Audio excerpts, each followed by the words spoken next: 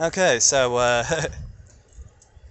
today's an interesting day. My scooter has had a couple of issues, and so I I do my own work, as a few of you have probably seen.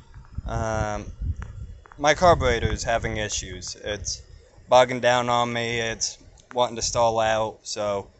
And I know it's my carburetor, so that's actually pretty easy. So let's get into that.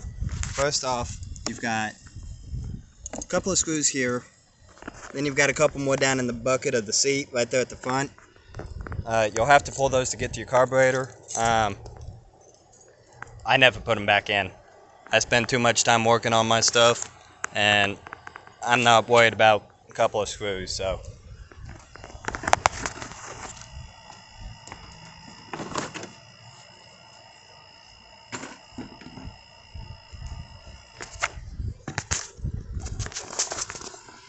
alright, here we've got the carburetor and everything. Nice little aftermarket air filter, intake manifold. Replaced my solenoid a couple days ago. Oh, I see. Okay. That whole boot needs to come out.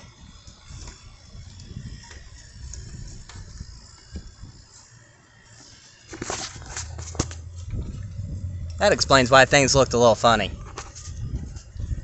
Forgot to take this out.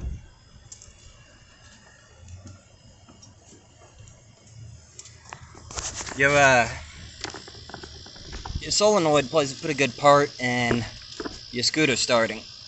If ever you find that you're having to hit your switch a few times to get it running, this little guy right here is probably your problem. Fortunately enough, it's real easy. Those are just a couple 12mm nuts up on top. And then you just take the wires off. You got a pigtail over here. And that's really all it takes to replace a solenoid. As you can tell, this is not a completely stock scooter. I take and I do quite a bit of this stuff myself, so. But I like my scooter. There's a Phillips head screw here. There's a couple of 12mm nuts right here that I have to take loose. And then here's the carb choke line. The electric choke is what it's called. And then this here is the carburetor fill. We'll just go ahead and take that off. I'll show you a better view of that whenever I actually get it out of the scooter, but give me a second and I'll get that out. Now, I want to make a quick little point here while I'm doing this. Whenever you're taking these off, try and keep this back nut as much in place as possible. It helps your throttle sit a little more in place, and you'll run a little more consistently. It keeps good tension on your cable and stuff like that. And I apologize if some of these shots ain't very good. I can't get my camera to flip around in camera mode. So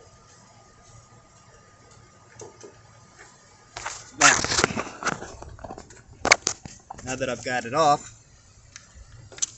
this just comes up, out, swing it up here, and this is probably going to be easier with two hands. So, yeah.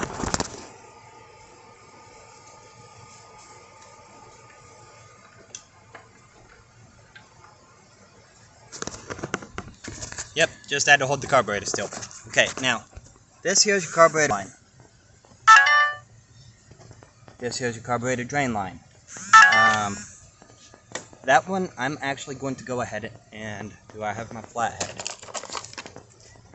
Now, you'll probably have this thing thinking, oh, what is this thing? It's useless. I'll just cap it off. I don't use it. Actually, if you have a little bit of trouble getting your scooter to start, this is actually a very good spot to start because this is your carburetor drain valve. If you have small sediment built up, which I've already tried this with mine, so this is just for instructive purposes and also a little bit of prep work. I'm draining my carburetor because one way or the other I'm about to have an empty carb whenever I get this thing off, because I'm going to remove the bowl. There's stuff built up that cleaning out the carburetor by this method will not get. So I actually have to take the carburetor apart and get the stuff out myself. I can't just drain it out like I did. So, yay me.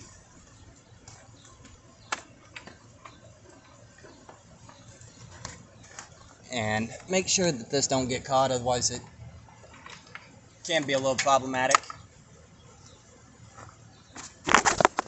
There's my carburetor. Let's go tear it apart.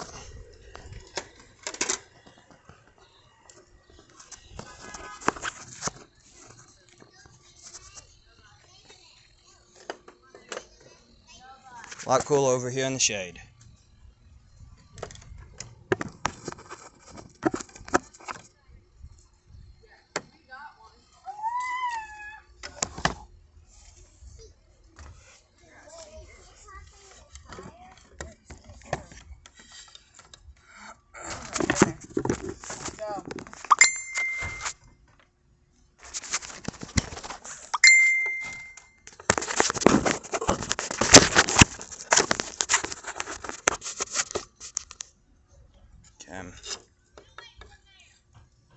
Okay. Now, in order to take this apart, I've got to pull out these screws and I believe these two. You'll see them. There's 1, 2, 3 that I know about, and then these two up here. I'm kind of, sort of, maybe. I'll remember once I get taking it apart. But if you're having issues with your scooter stalling out, running, starting, this might be a good place to check.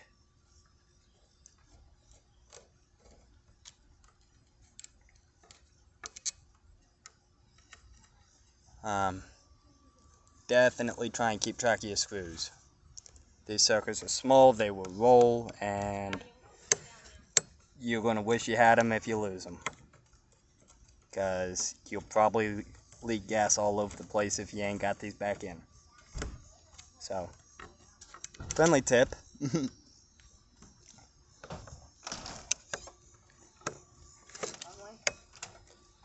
A little bit. I've already got my drive belt replaced. Okay. That's the bottom of the carburetor. All of it just came right off, like I was hoping. And then we just...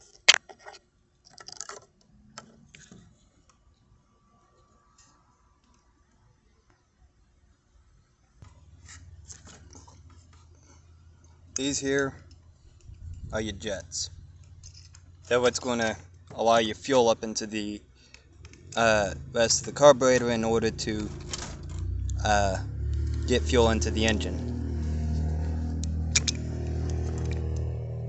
Now, I don't normally take these off, but I don't normally have this kind of carburetor issue, so desperate times, desperate measures, I guess.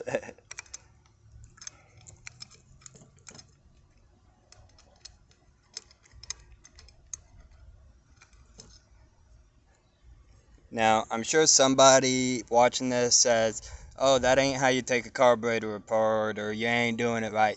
You know what? You're probably right. I don't have much experience with carburetors. I can take them apart, I can clean them, but...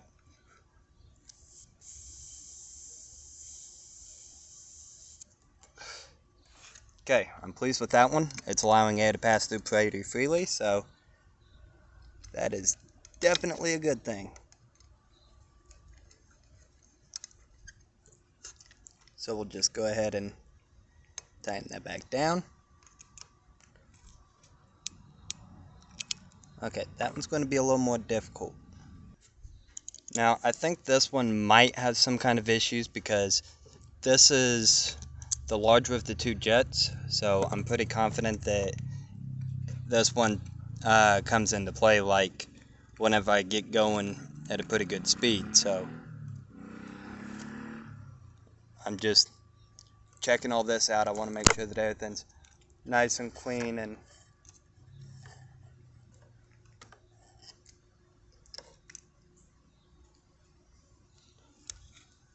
And for the record, I don't really recommend checking these the method that I do, but I don't have a whole lot of equipment. I'm using best I got.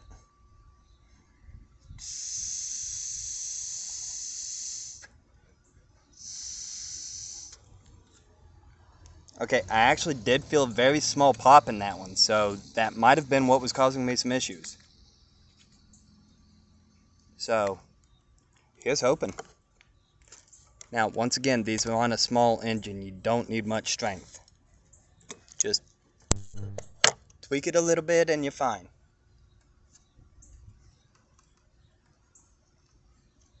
Now,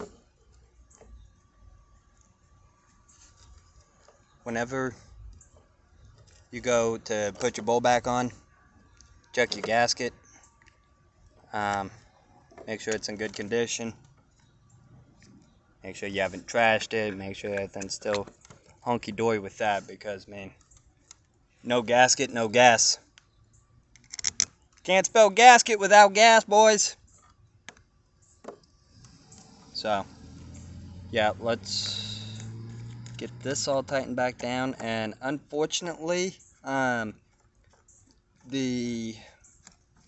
final diagnosis on how everything went, if I had some carburetor cleaner, I was going to spray it inside here and let it soak for a few minutes, and then I was going to reassemble it. But unfortunately, I don't have much money until I get a couple people call me up for work, so I'm doing what I can right now.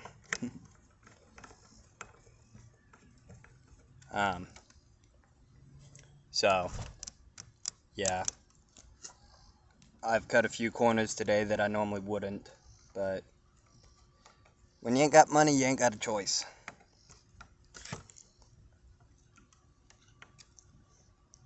Fortunately enough, I expect to have some money before too long. So,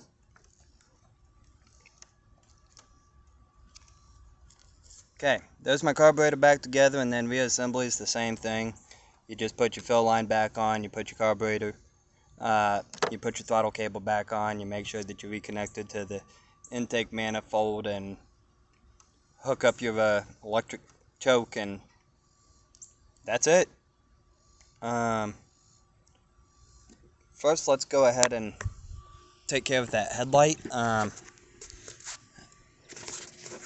Without really going into a whole lot of detail, pretty much I just changed out a bulb. It's giving me some issues. I want to check it out.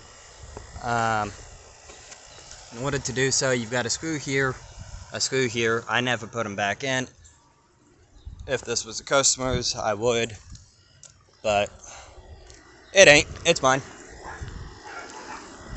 And then there's a screw right here that's an 8mm. So,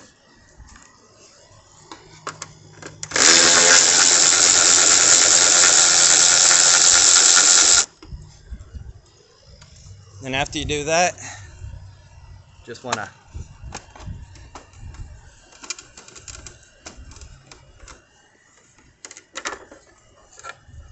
and there it is.